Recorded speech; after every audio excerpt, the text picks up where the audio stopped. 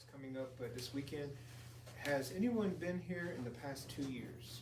Raise your hand. Okay, so this is probably going to be the same thing that I've said the past 2 years, so you'll have to forgive me for that.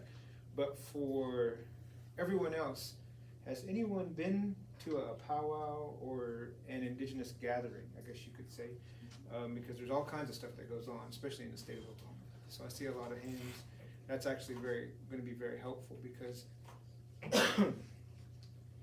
the disclaimer that I want to share at the beginning is that because a lot of us are what we consider multi-tribal, intertribal, we have a lot of,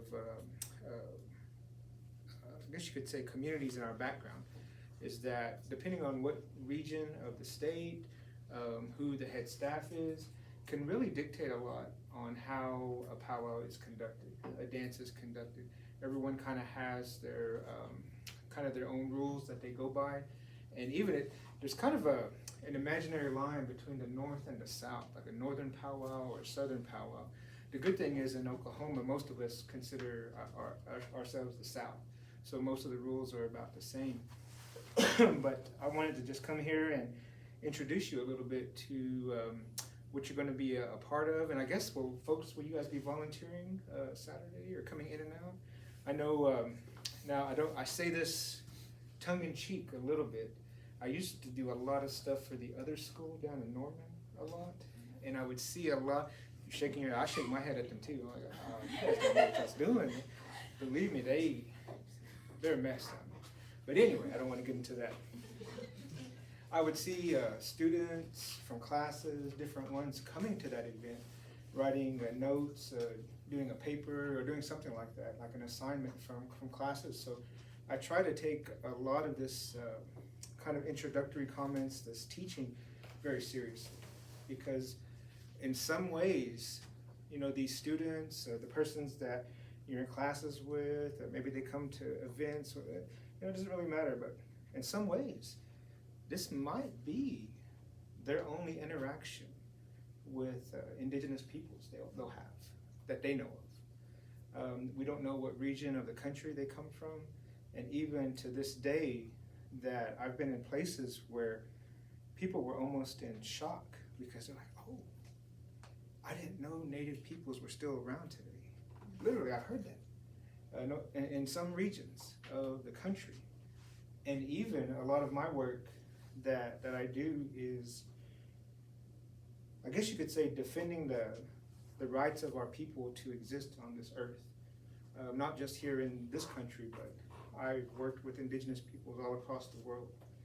And a lot of the curriculum, even in the United States, that talks about our people is in the past tense. And I've called out a lot of our communities in Oklahoma, and more specifically in the state of Georgia, the city of Atlanta, where I've had an enormous relationship over the past 3 years. And one of the things that I first, I guess you could say, complained about or called them out on, was that their entire curriculum, at least they had one, about Native American people, was in the past tense. And so it should be no surprise when we come into a conversation talking about land back, talking about the rights of our people, talking about preservation of our language, and people are in shock when they hear that, because they've never even thought about it. And even the sad reality is a lot of what they've learned about our people is what they've seen on television, is what they've seen, stereotypical teachings across the world. And so this little few moments that we'll have here to think about this wonderful event that's been taking place for many years now, it's really important. We might think, oh, it's just a powwow, or oh, I'm logging some hours for a class, or my volunteer hours, whatever it may be. But for others, it's pretty serious. The origins of, and we'll go over those on the presentation. The origins of many of these dances, they actually go back to a time before contact with of our indigenous peoples here on this continent, before contact with any other so-called explorer or non-indigenous person to this continent. And a lot of our community members, they take it serious. when they come out there. They take it serious when they bring the regalia out, these feathers. You know, one of these, I can remember years and years ago when I was working with the other school down south. We were talking about mascots and using that imagery for sports teams and things of that nature. And even one of the things I brought up was I think we've all seen the fake headdresses and, you know, the hooping and the hollering. You know, even in another lifetime when I was young, I attended like I said, I was young and naive. I attended a Kansas City Chiefs football game. And it kind of shocked me. I think I was about 17 years old when I saw the people walking around. I'm like, ooh, you know, sitting there with the little fake tomahawks, hooping and hollering. I'd like to say that was almost 30 years ago, but they still do that today. And I remember there was a person in front of me, a grown adult, and they had one of those little fake arrows, and they put it on their head like they had been shot through the head.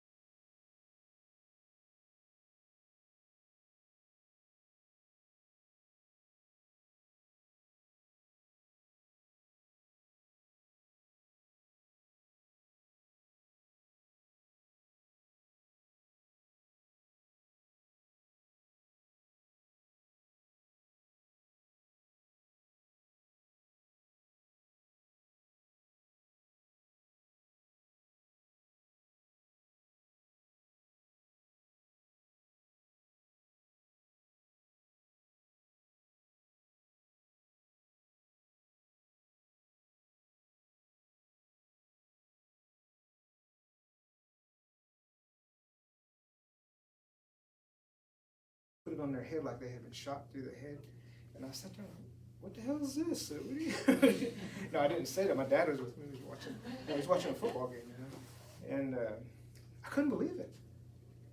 So when we come into this arena and we bring out these feathers, these are special.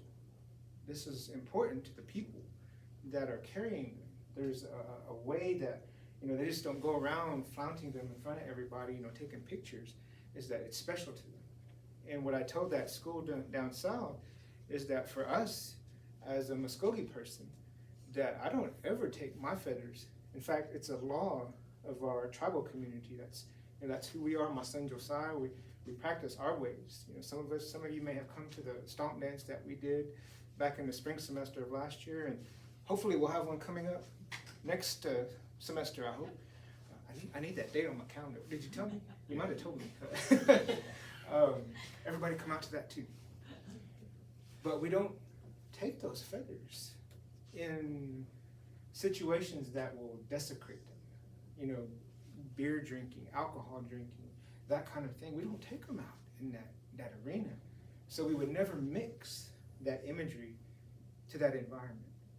That's a little bit of what you'll see in this powwow, is that we have the same reverence for these types of feathers, for this type of regalia that, you know, we don't know where that particular dancer or family might have gotten that. It could have been made by someone special in their family. It could have been handed down from an elder in their community. You know, it kind of varies. So it's really important to think about those things as we do the best that we can to host the community at large this Saturday. And I think that's the best way we can say it, you know, because no matter what, where you go, no one knows every rule that has been ever said. No one knows every family kind of tendency on how to conduct oneself. But what we can do is say we're trying to learn. We're trying to raise our literacy about how to be respectful and host a beautiful event, a wonderful event for Oklahoma State University, because I'm pretty sure, you know, maybe on one hand, maybe on two hands, you can count all of the activities that is done on behalf of the indigenous communities, of the Native American communities. And so it's important we make the most of this moment and this time that people will always want to come back. They'll say, oh, I had a wonderful moment gourd dancing up there with the students at Oklahoma State University. They'll think about that in their mind based on the spirit of what they feel at this dance. And that's what I hope, and that's what my prayer is. In fact, that's why I just came from Oklahoma City, the south side, almost in Norman, fighting through traffic. That every year, it takes me an extra 15 minutes to get up here. Usually it's an hour drive. It took me almost an hour and 40 minutes this time. Oh, I'm tired. But I'm going to go through this real quick. I know some of you may have been through some of the powwows, some of the dances before. I'm going to add some interjections in here and there at different things. It's real kind of basic. You know, like I said, really it's your mindset that you come into this. Just, you know, how do we show our respect and reverence for this time, this moment, this interaction? You know, for some, it's this powwow is really just a moment of community gathering. For others, it's actual ceremony. And we can't cast judgment on what someone feels about that interaction. So we just try to be respectful, you know, and begin to understand that because of all of those kind of feelings, depending on where, like I said, where they come from, their family or tribal origins, they have different views on this type of interaction or dance. So a little bit of what I just shared. Many of us have heard of powwow, the powwow. We're getting a little bit gravitating away from calling it that just because of some of the negative connotations historically that have come around these things. You know, I still, at the age of 47, working in different professional arenas, I still hear professionals say, well, let's go have a powwow over here in this back room. And I'm like, what did you just say? I've heard that in recent memory. Like, have we not matured enough to say, well, we need to have a quick meeting? Is that so hard? You know, do we have to use something that has a negative connotation and is stereotypical? And even in my generation, when I was in undergrad and high school, there were more instances of biased language, I guess you could say. So a time of celebration, a time of life, and really that's everything that is about this, you know, because thinking about, you know, I don't know what you know about the history of all of our tribal communities, our people, thinking about the times that we've survived, things that we've come through. You know, just last month, you know, my son knows about it. I brought one of our students back from the Carlisle boarding school who died there as taken from their home. We brought him home. He hadn't been into Oklahoma in 140 years. And we were able to reclaim him and lay him truly to rest. All the things like that. You know, and didn't just happen to us. Tribe after tribe after tribe all over the country has been through those circumstances.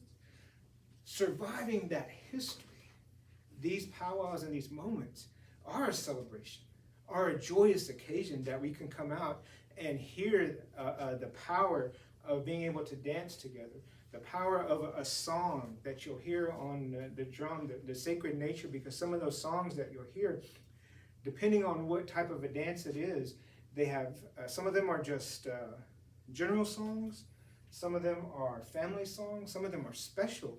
And when someone sings them, you might even see maybe a descendant or someone who constructed that song, they might get up and start dancing because of how they feel when that song is being sung. It's like an honor to them. So you'll see that in the arena when the dance goes on. So it's a celebration of life and everything. So what to expect, dancing, singing. I won't talk too much about this, but eating. I think we can't have an event in our native communities where we don't break bread together. You know, it should be understood as it's sacred. You know, in the old days, you would go visit an elder or someone like that. I can even remember my grandmother was like this. If you went to see her, you had to expect to eat because she was going to give you something to ensure that you make it to another day. Because food wasn't always a given, especially during that time of removal, dispossession of our homelands. It wasn't always a given. So we eat when we come together. And of course, now this is a little bit, now I'm not going to go into a tangent here, but it's usually a competition. There are dances today that are non-competition. It's just fellowship. Where we come out together. There are dances that are actual ceremony, straight dancing, tail dancing, different things like that, depending on which community you're a part of. It's an actual ceremonial moment. So it's a little bit different than what we would consider a powwow. But what we're having on Saturday is going to be what we call a competition. So there's going to be a contest in various categories for the men and for the women. And then even, I see all the goodies here, for the tiny tots, which is always the crowd favorite. I'm not going to ruin everything, but those little kids, the little ones, they really like it when you put some Tokunawa in there. You put some money in there. They go crazy when they find that. But it's a competition.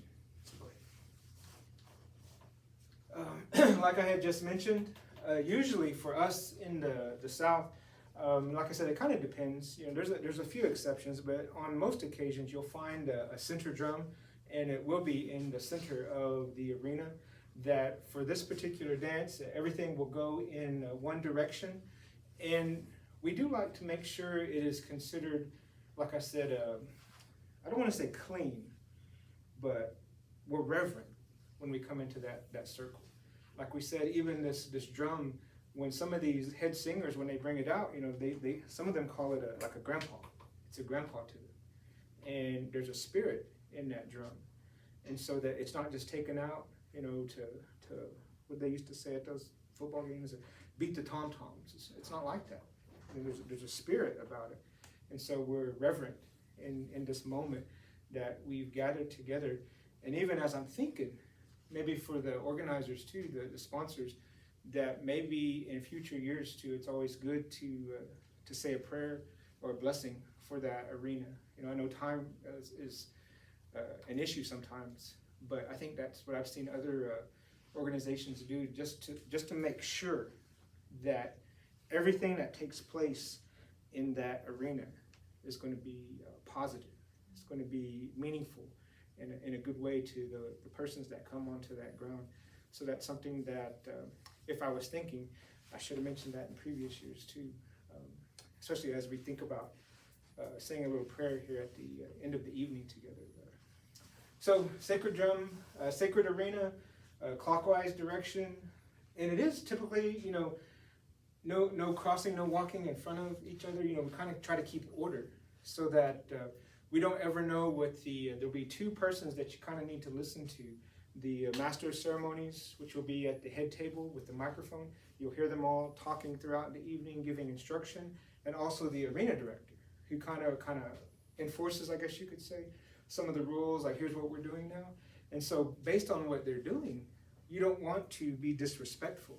You don't know if there's do we have specials? No. You don't know if it's a special for the head staff or that kind of thing, but you don't want to take away from their moment, because that head staff, maybe it's the head man or head lady, they could be calling somebody up like an elder in their life to honor them at that moment that they're doing a special giveaway. And we don't want to take away from that. So we don't want to walk around, taking away from that, what they're doing there. So no crossing. This is kind of important, the no touching, recording, or even the photos. We need to be real delicate with that kind of thing. I'm even someone, our regalia that we wear in Muskogee ways, stomp dancing and that things, we do have things that we wear. And sometimes I'll break it out and go around, and I'll wear it when I'm giving a speech or something like that. I've had actual people come up and just grab it, like I wear gorgettes, and they just, what's this about? And touched it. And I should have just kicked them. What the heck are you doing? Because that's how aggressive that is to us when you come up and touch our stuff. Is that, like I said, you don't know what the origin is. And even, now this is something I'm not going to go into a lot of detail about, to talk about, but a lot of our dancers, they do have protection on them for when they dance. Things that they prayed about, things that they had someone pray for them about, and they might have that on their person, on their body. And so you don't ever want to touch that. That's their stuff, that's their property. And even some of the things that we say is that it might make you sick, come in. So just be respectful that's a human being. That's not a movie or a show that they're putting on for you. You know, we're sitting here thinking about different things, so just be reverent, be respectful. So today, you know, it's up to the university. We'll set the policies. Different ones will come into agreement about recording. But if you need to take a photo or if something is just so beautiful, you want to capture it, talk to them. You know, say, is it okay if I take a photo? You know, maybe their beadwork is so intricate that you've never seen it before. You know, some things like that. Maybe the peyote stitch. Oh man, how do you say? That's fire right there. I want to take a photo. Pull out your phone. Before you do that, is it okay? Because I think this is the most beautiful fan I've ever seen in my life, or whatever it might be. You know, I get impressed with some of our southern buckskin when they have all the regalia just matching. I said to them, man, how long did it take to make that dress? And some have 5, 6, 7 of those dresses. You know, have whole bunches of them that they wear, and they all match in different ways. Some of them have tribal colors. Some of them have different indications of who they are, different things. So just kind of ask, just tell them what your intent is. And I do think, it's not on this slide, I do think it would be inappropriate though to put it on social media nowadays. You know, TikTok, that kind of thing, especially if it's someone else. We want to be respectful. Now, if it's like your buddy or something, we're sitting there like, if we're doing our dances and Josiah's buddies come up and say, hey, we want to do it, that's different. But if it's just someone that you walked up to and just met, I think we probably need to kind of make a little boundary there, because it gets dangerous a little bit, especially if some of our dancers are little kids too. So here, once again, photos. I think I just said a lot about that. Just be mindful. And especially, I didn't think about that for the flash photography, that kind of thing. Be mindful, especially if there's a contest going on. Just like if you're going to a baseball game or a soccer game, or that kind of thing, that they won't let you take flashes because it'll interrupt the competition. Well, so too it can with these dances, the different ones taking place. And then, of course, I already mentioned, make sure to get permission when taking photos. So here we'll go through the head staff a little bit. I made mention already of these positions. Like I said, it's really a way, it is kind of honor, like an honor for somebody, to come in here and to coordinate maybe the dances or maybe the actual powwow itself for the MC, is that this is really a gift and a skill that you have to be able to talk throughout the evening. And they do in the southeastern ways for our stomp dances. They ask me to MC from time to time, but one gift that I do not have is the gift of telling jokes and stories. Mm-hmm. Now I probably can, like if it's just in private, like walking down the hall, but I cannot tell a joke on that microphone for the life of me. It can be the most worst experience for everybody. But an MC will come in and share stories, making everyone laugh throughout the night, making sure everyone's relaxed and feels comfortable with what's going on throughout the day. These MCs, there's several of them all throughout the country, is that they're giving their gift to your dance. Oklahoma State University, Native American Student Association, they're giving that gift to your dance.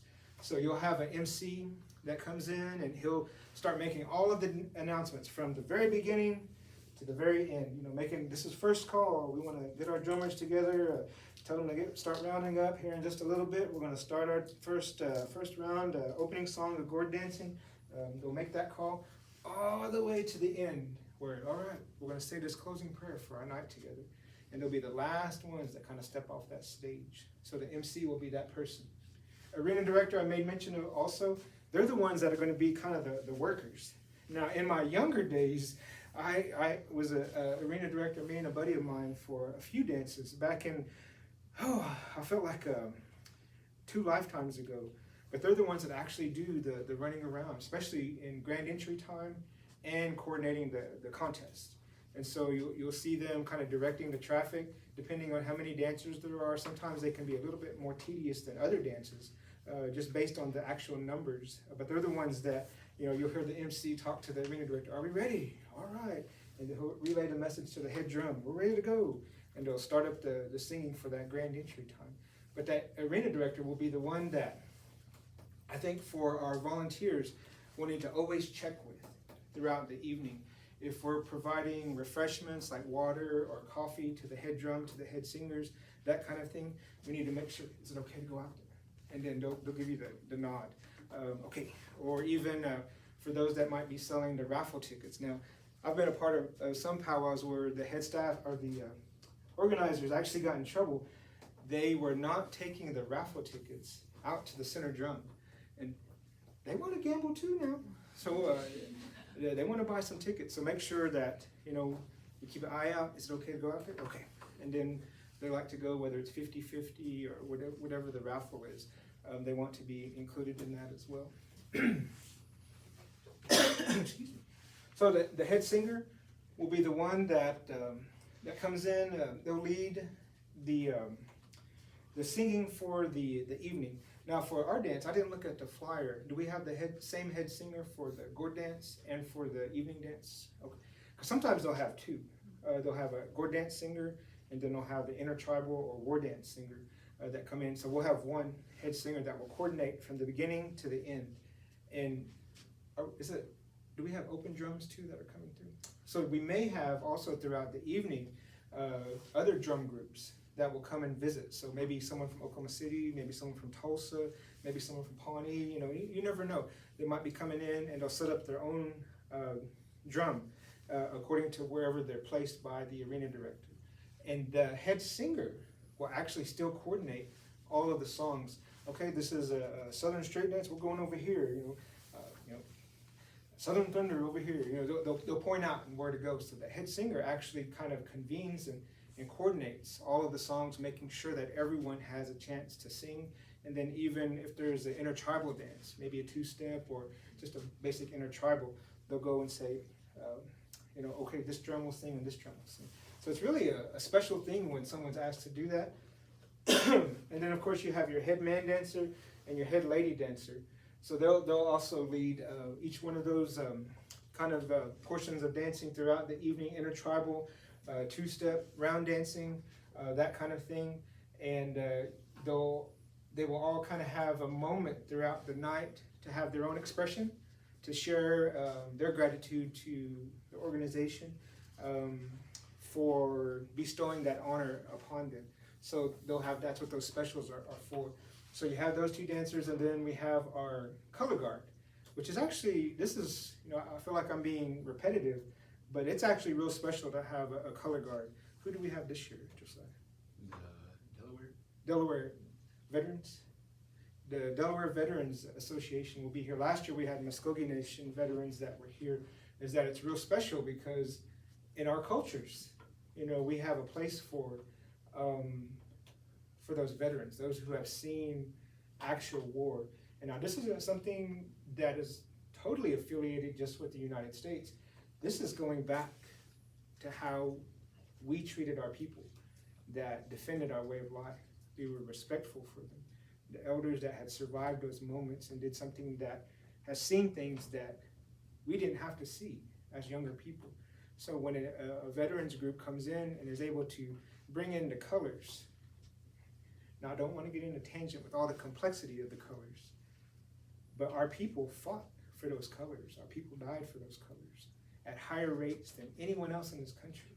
So we should at least be respectful that we have this special moment where a color guard has come to be with us, to be with you, the Native American group of Oklahoma State University. So feel honored that they're here, and it's a special thing. So here's a picture of one of our groups here.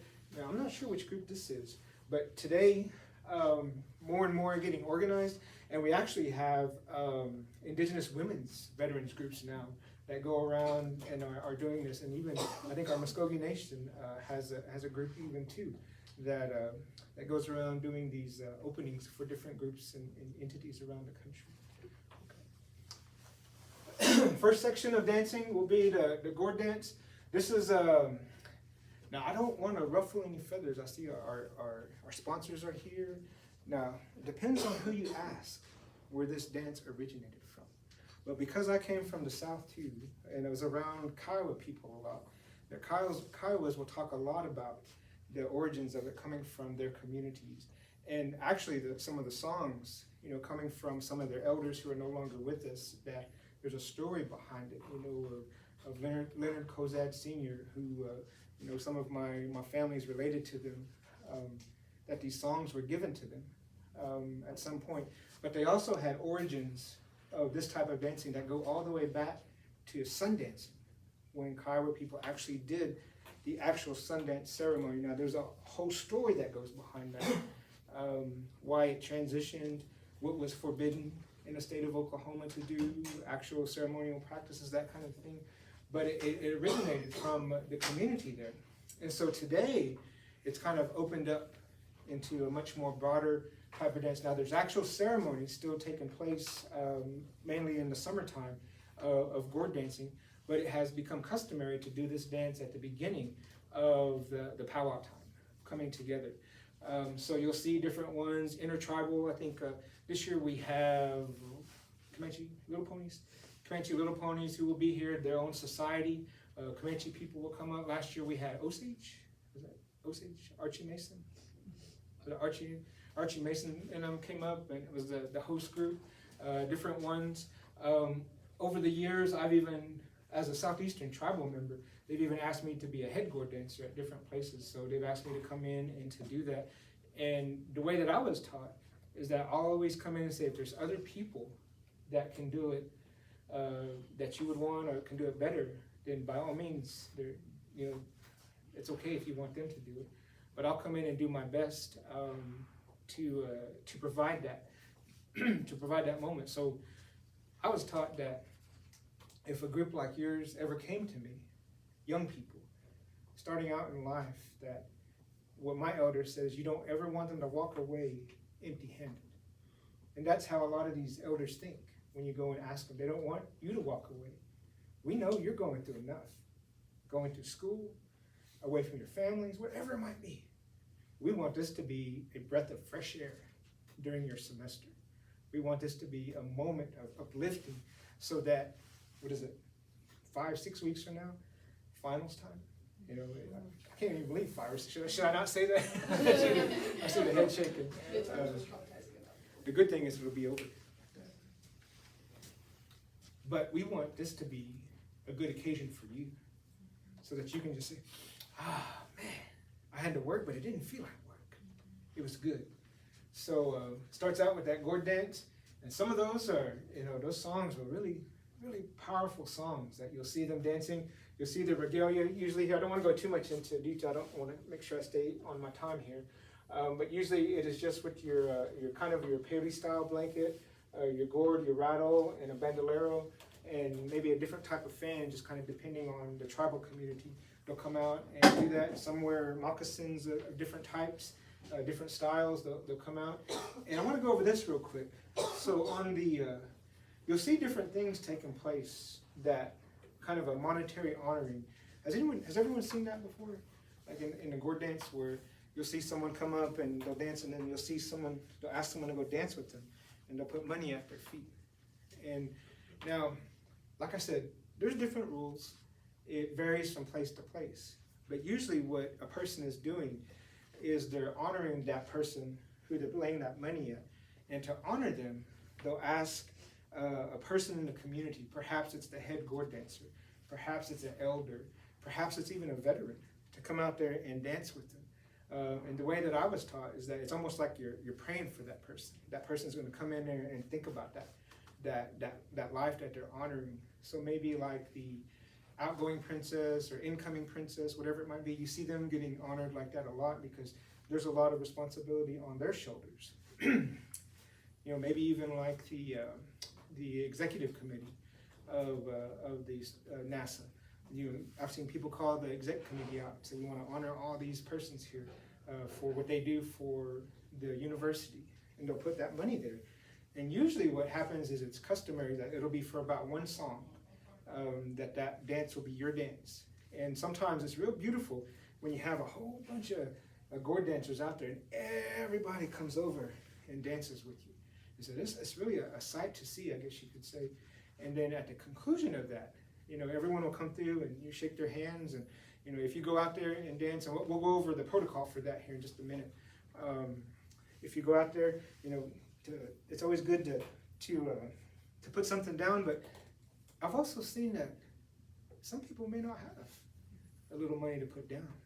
It's all right to go line up and just dance with them. It's the same thing. You're not going to see somebody say, "Oh, you can't dance with me because you didn't put any money down." That's not how we think. It's still a blessing. It's still something special. So it's okay. Go over there and dance. That's what I say.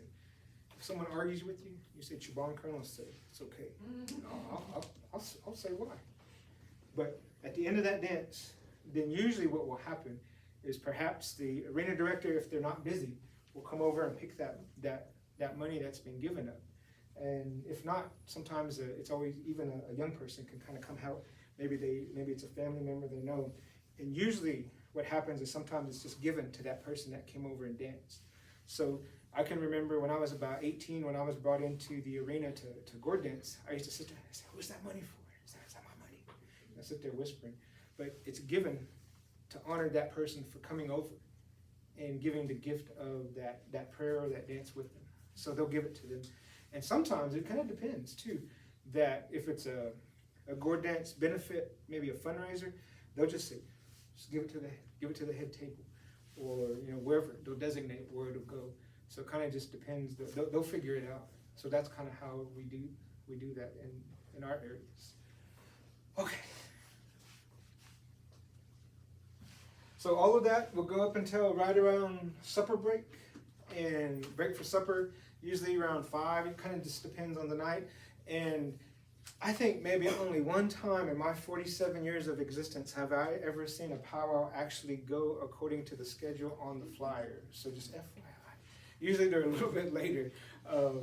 So we'll have a supper break, but then after the dinner break, we'll have the grand entry. All the dancers, and like I said, this will be the arena director will coordinate that. So not volunteers, anyone, you don't have to worry about that. You just get to watch it. But there will be a section that the student organization will march into, right? With grand entry, is that the plan? No? Well, never mind, I take that back. In some situations, the student org will be there with the head staff behind them, and they'll come in. But just always be on your toes in case, I'll tell you why here in a minute. So it's good to stand up, honor the persons that are coming through there. Different ways, I've seen everyone in the same arena stand up at once, but I also have seen, this is kind of neat, as the grand entry goes around the arena, clockwise, make sure I'm going the right way. As they go around the arena, I've seen people stand up as they come in front of them. And that's kind of a nice thing, just sitting there.